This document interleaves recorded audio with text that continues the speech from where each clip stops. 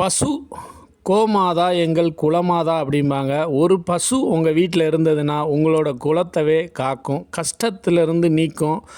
ஒரு பசு உங்கள் வீட்டில் இருந்தால் தெய்வ கடாட்சம் நிறைஞ்சிருக்கும். உங்களை எந்த கஷ்டமும் இல்லாமல் உங்கள் தலைமுறையவே அது பார்த்துக்கிடும். மகாலட்சுமி அம்சம் கொண்டது. உங்கள் வீட்டுக்கு எந்த தீய சக்தியும் வராது. அப்படி வந்தால் இதை தாண்டி அது உள்ளே வரவும் முடியாது. அவ்வளோ பாதுகாப்பு, சிறப்பு, உங்களுக்கு தேவையான அனைத்தையும் அது கொடுக்கும். லக்ஷ்மியோட முழு சக்தி படைத்த இந்த பசு இது காளை. இது சிவபெருமானோட வாகனம், நந்தி பகவான். சிவபெருமானை நம்ம சந்திக்கணுன்னா இவர்கிட்ட முதல்ல பர்மிஷன் வாங்கிட்டு தான் சிவபெருமானவே நம்ம சந்திக்க முடியும்.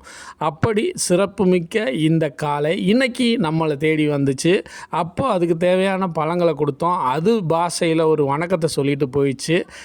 அப்படி சிறப்புமிக்க இந்த கோமாதாவை எல்லாரும் வழிபட்டு எல்லா நலமும் பெற வேண்டும் என்று ஆண்டவனை பிரார்த்திக்கிறேன்.